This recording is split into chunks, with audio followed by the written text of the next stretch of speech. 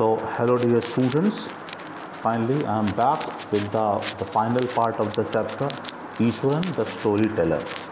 So dear students, so far we have studied how Mahendra was a top class, he was a supervisor and he had a servant, and that servant was of course very much useful him.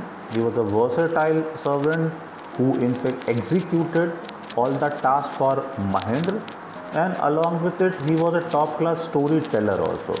It is true that while narrating the story, he always added some spices from his side. He of course bragged also in his story. Nevertheless, his company was very fruitful for Mahendra, because since there wasn't availability of TV, he got posting even in far areas, remote far areas. So since there wasn't any availability of source of entertainment, and this was the reason the company of Ishwaran was of course pleasant. It was a good time pass for him to have Ishwaran along with him. So then we studied how Ishwaran coined a story of him fainting a tusker, an elephant, with a single hit. Alright, of course the story was full of bragging, it was unreal story, but this was the real source for entertainment for Mahendra, in those remote areas.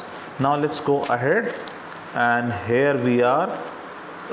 Yes, one morning when Mahendra was having breakfast, Ishwaran asked, "Yas, can I make something special for dinner tonight, sir?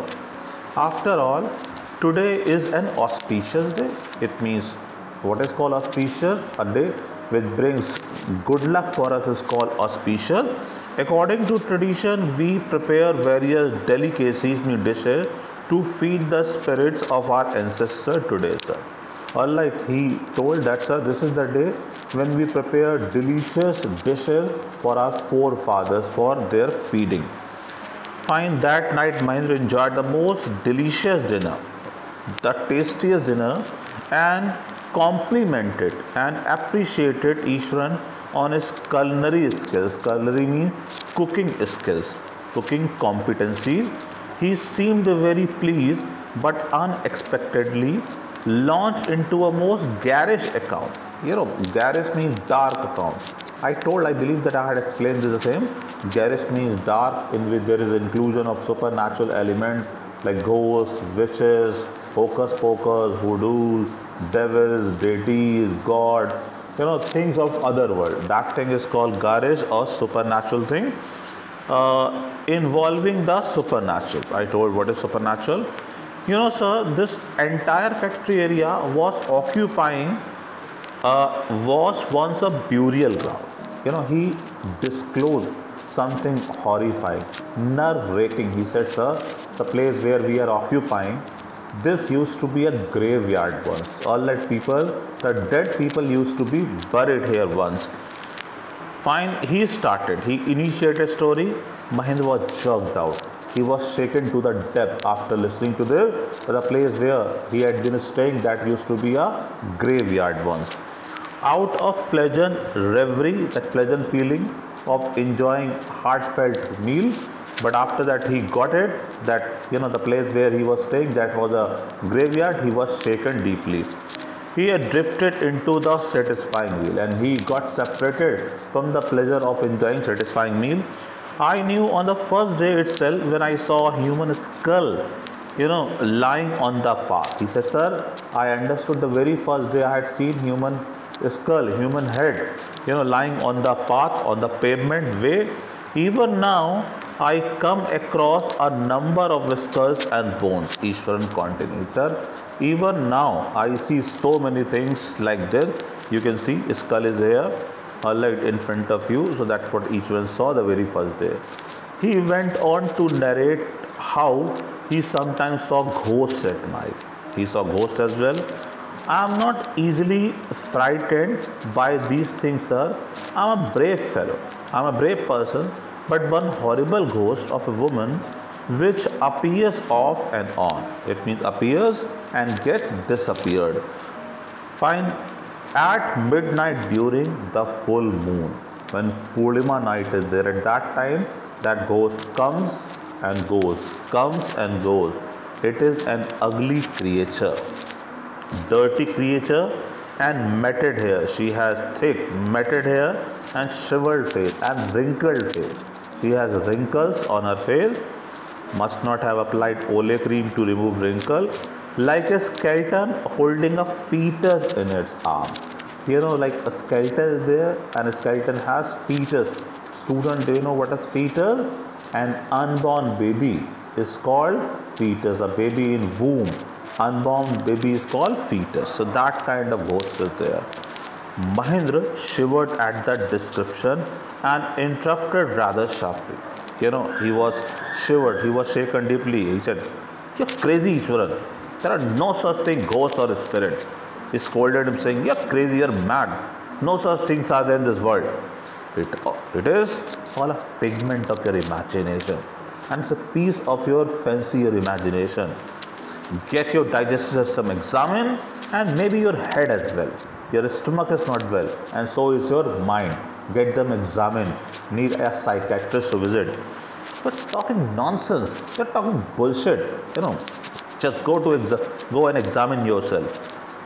And after scolding him, he left the room and retired for the night, rested for the night, expecting Ishwaran to sulk for a couple of days. He thought this nagging, this scolding would make him upset and he would sulk for 2 days. Sulk means to make sad face. So that's what he thought. But the next morning he was surprised to find the cook as cheerful as talkative as ever.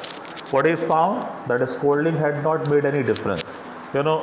Ishwaran was as he was usually. He was what? He was talkative, and of course he was cheerful. From that day on, Mahendra, for his brave talk, went to bed with a certain unease. And that description of a skeleton having a fetus made Mahendra at an unease. Like whenever he went for sleeping, so he did not feel so much comfortable because he had now thought of such horrible figure, skeleton having fetus in his hand. So this was the reason he started feeling quite uneasy there, which was not there before. Every night he peeped into the darkness. He peeped into the darkness outside through the window next to his bed, trying to make sure that there was no movement of dark shape in the vicinity, means proximity, nearness, because this had created a phobia, a panic in his heart. So that is why, being uneasy, he always imagined, fancied someone was out. It happened. Like if we have a fear in our heart, so if we do something lonely, we always remember that fear. Like if you have fear with dark, so when you go into dark, you get terrified. You try to imagine, you start imagining something horrible around you. You believe that a ghost is there behind you, or witches coming to suck your blood. So that's what happened in the vicinity, but he could only see a sea of darkness with that twinkling light, sparkling light of the factory miles away. So only lights were there of the factory. He had always liked to admire the milk white landscape. He loved, scenery. Milk white scenery means scenery of moonlight on full moon nights. He loved, Purnima nights, where in fact complete whiteness was there of moon. But after hearing Ishwaran's story of the female ghost, he avoided looking out of his window, although altogether when the moon was full. And it in fact injected such frightened state of mind, he even avoided staring out, thinking that the same, witch will come holding a fetus in her hand. One night, Mahendra was woken up from his sleep by a low moan. He heard low moan. What is moan? A painful sound is called moan. Close to his window. At first he put it down to a cat prowling around for life. He cancelled this, thinking it might be sound of cat, moving around, prowling, moving around for mice. But the sound was too guttural, too heavy for a cat. The sound was so heavy, it could not be of a cat, he thought. He resisted, he protested the curiosity, means eagerness to look out. Less means, see one word but such a long meaning, less means so that it should not be. What does it mean? So that it should not be. He should behold a sight with which stop his heart. He thought peeping out might choke his heart, might stop his heart, so that is why he did not see out. But the crying became louder and less feline, means female. So he could not resist the temptation, the greed anymore. Lowering himself to the level of windowsill, windowsill is there, and he lowered himself. He bent himself on that windowsill. He looked out at the white sheet of moonlight outside. What he saw, whiteness was spread around. There, not too far away, was a dark, cloudy form clutching a bundle. He saw something dark. A form was there, and that form was clutching a bundle in hand. Mahendra broke into cold sweat and he got frightened completely. Fell back on the pillow. He in fact, lay back on his pillow, panting. What he was doing, gasping, taking breath after seeing this dark shape holding something in her hand. Was that the same witch holding a fetus hand? Do not know. As he gradually recovered from the ghastly experience, he began to reason with himself, and gradually, slowly recovered from his ghastly experience of watching that horrible sight. He began to reason with himself. He started reasoning himself, giving reason to himself, and finally concluded that it must have been some sort of auto-suggestion. Auto-suggestion means illusion, hallucination. Sometimes it happens, that we imagine something is there, but in actual nothing is there.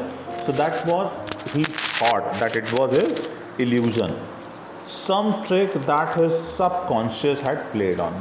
He was slightly subconscious, being half in sleep. So he thought, because of that half consciousness, half subconsciousness, he imagined what he imagined, that ghost was there. By the time he got up in the morning, he got up in the morning, had a bath, and come out to have his breakfast. Next morning he got up, he in fact got up and he took his bath, and then he went for breakfast. The horror of previous night had faded from his memory, and he had almost forgotten about the horrible happening of previous night. Fine, Ishwaran greeted him at the door with his lunch packet and a bag. He came there, he had lunch packet and bag in it. Just as Mahendra was stepping out, Ishwaran grinned. Smiled awkwardly and said, "Sir, remember the other day when I was telling you about the female ghost with a fetus in its arm?" He said, "Sir, have you remembered that day when I was telling you about a ghost, a female ghost holding something in its hand?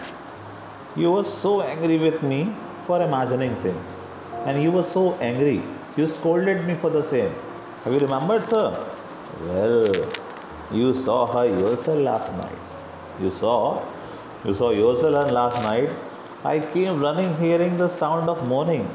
I came when I heard the crying sound that was coming from your room. I came, and when he told that what Mahendra had seen, that was witnessed by Ishwaran as well. Mahendra in fact got frightened to the depth, to the core. A chill went down Mahendra's spine, and a chill of fear, frightening state of mind went down Mahendra's spine, back spine. He did not wait for Ishwaran to complete the story. It terrified him so badly, so profoundly. He did not linger there, stay there anymore. He hurried away to his office and handed in his paper, determining to leave the haunted place the very next day. And he decided not to stay there any longer, because he decided he would not stay at that haunted place. What is called haunted place? A place where ghosts are supposed to be living. That place is called haunted place. So with this, the chapter gets over. The student must be thinking, so what was that? Was any ghost or Ishwaran was playing any clever trick, or it was illusion of Mahen's mind? So in actual, we don't have any answer of it. R.K. Lakshman, the writer of this chapter, has not told anything as such. He has left this thing on us.